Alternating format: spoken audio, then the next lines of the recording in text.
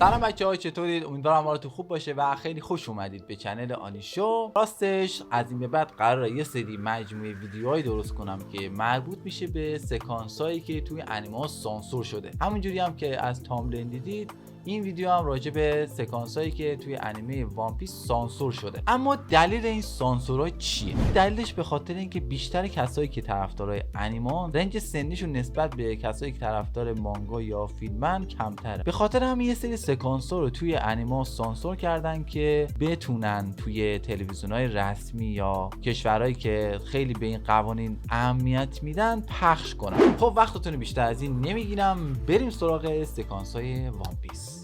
اگه یادتون باشه میدونید که باگی خیلی رو دماغش حساس بود و اگه کسی راجع به دماغش صحبت میکرد اون خیلی از این موضوع عصبانی میشد. ولی تو انیمه چیزی که از این موضوع ما نشون دادن خیلی سطحی تر از مانگا بود.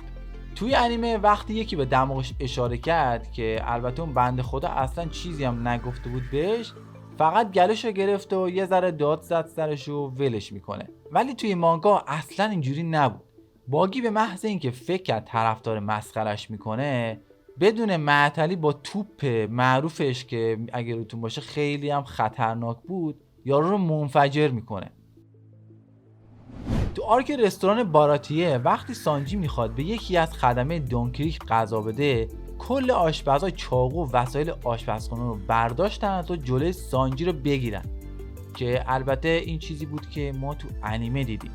توی مانگا همه اونا با اسلحه‌های پر سمت سانجی نشونه میدن. البته که اونا نمیخواستن به اون شلیک کنن، ولی بازم اون خشونتش یکم زیاد بود، پس سانسورش میکنن.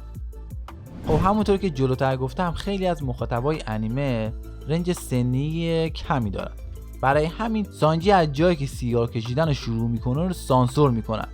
در اصل توی مانگا بهمون نشون میدن که سانجی بعد اینکه توی باراتی شروع به کار میکنه سیگار میکشه و وقتی هم زف ازش میپرسه که چرا داره این کارو میکنی، میگه میخوام زودتر بزرگ بشم. اما خب ما اینو تو انیمه ندیدیم. کسایی که انیمه وان پیس رو دیدن مطمئنا قبل قسمت 878 خیلی جا براشون سوال شده بود که این زخم لوفی از کجا در اومده، در حالی که توی مانگا توی اولین اسلاید بهمون میگه داستان از چه قراره. لوفی برای اینکه شنکس رو تحت تاثیر قرار بده و بذاره باش بره و دوز دریایی بشه، زیر چشمشو با یه چاقو زخم میکنه. خب همتون باید بارتوملئو رو بشناسید و میدونید که خیلی شدیداً فن لوفی بود و حسابی روش حساس بود. این حساسیت هم اولین بار توی آرک دروسوزا دیدیم. وقتی اون یارو به لوفی توهین کرد، بارتوملئو طرف رو گرفت تهدید کرد و زبونش از حلقومش میاره بیرون که مثلا میخواد قطع کنه، ولی این کارو نکرد. ولی توی مانگا یه اتفاق دیگه افتاد. بارتوملئو به جای اینکه بیخیال یارو بشه، با یه چاقو زبون یارو رو میبره که یه درس عبرتی برای بقیه بشه.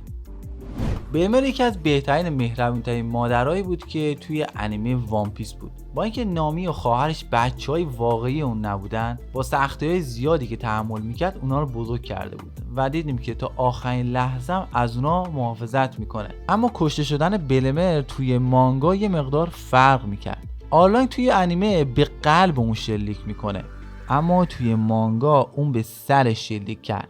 حالا نمیدونم چرا باید این سانسور بشه، ولی فکر نکنم فرق آنچنانی بکنه یکی به قلبت شلیک کنه یا به سرت، هر دوشون میمیری.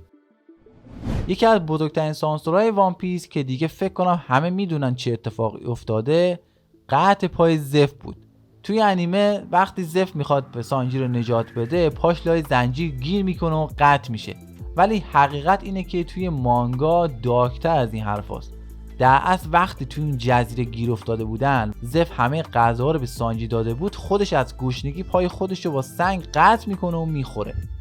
اینجاست که میفهمیم مانگای وان پیس خیلی دارکتر و با جزئیات بیشتر داستان بهمون نشون میده. خالکوبی که پشت ایسه اصلا این نبوده. در اصل توی مانگا خالکوبی ایس علامت پرچم ریش سفید روی علامت مانجی یا همون صلیب شکسته بوده. مانجی یه علامت تو آیین بودایی که تو ژاپن بهش مانجی میگن و به 4 قدم بودا اشاره میکنه، ولی به خاطر اینکه توی جنگ جهانی دوم آلمانی‌ها ازش استفاده میکردن و توی غرب خیلی منفوره، توی انیمه و حتی بعد توی مانگا هم جاشو با صلیب مسیحی عوض میکنن.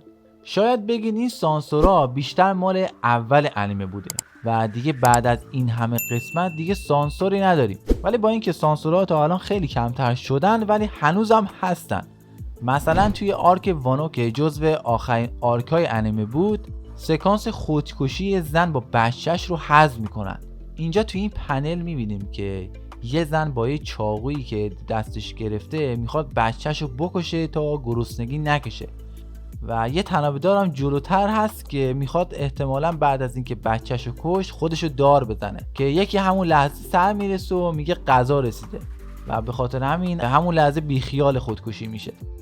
توی انیمه خیلی سعی کردن ادب رو رعایت کنن، اما خیلی جاها توی مانگا ترافالگار انگشت وسطشو به بقیه نشون میده که تو انیمه سانسورش کردن، مثل اولین حضورش تو داستان یا تو فایت با دوفلامینگو. به جز ترا، پودینگ هم قبلا این کارو کرده که سانسورش کردن.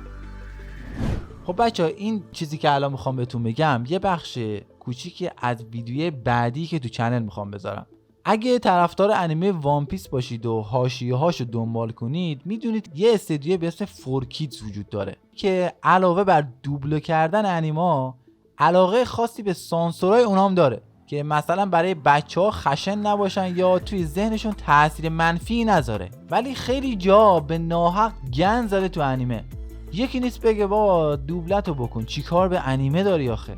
حالا میخوام آخر ویدیو یکی از این سکانسایی که واقعا یکی از فاجعه ترین سانسورایی بود که این استودیو انجام داد رو بهتون نشون بدم. بین این همه سانسورایی که این استودیو انجام داد، یه سانسوری که خیلی اعصابمو خورد کرد، سلاحی بود که تبدیل به تفنگ آبپاش شد. منظورم این تفنگ آبپاشایی که دست ماریناس نیستا، منظورم اینه. چرا باید یه دوش سمت کوبی نشونه بره؟ الان هدفش از این کار چی بود؟ این حتی رو کسایی که میوه شیطانی هم خوردن فکر نکنم اثر داشته باشه. چرا انقدر به خودتون زحمت میدید؟ خب صحنه رو پاک کن، کلا نمیخوای نشون بدی. چه کاریه؟ از سیگار سانجی هم که تبدیل به آب نبات شد بگذریم، حتی به مرگ شخصیتام رحم نکرده. اگه از من بپرسید بدبخت‌ترین کاراکتر وان پیس کیه، میگم بلمر. آخه این بیچاره به جز زندگی سگی که داشت، دوبارم تو انیمه سانسور شد. اون از مانگا، اینم از انیمش که توش مرگ بلمر رو اصلا نشون ندادن. به جاش گفتم بلمر رو یه جای اسیر یا زندانی کردن و کلی از فلشبک های نامی و سانجی رو هم حذف کردن. اگه میخواستن اینجوری به سانسور کردن نامی و سانجی ادامه بدن، فکر کنم از یه جایی به بعد کل کاراکتراشون رو حذف میکردن، چون حتی سابقه‌اش هم دارن، مثل لابون که جاش با یه کوه یخ عوض کردن. کلا یه فاجعه این استودیو. حالا تو ویدیوی بعدی براتون کاملشو میذارم، ببینید چه سانسورای وحشتناکی کرده. خب بچه‌ها، به پایان ویدیو رسیدیم. ممنون که تا اینجا دیدید و اگه از ویدیو خوشتون اومد ممنون میشن لایک و سابسکرایب و حتما نظرتون توی کامنت ها بهم بگید. منتظر ویدیوی بعدی باشید که خیلی کار داریم توش. تا ویدیو بعدی، خداحافظ.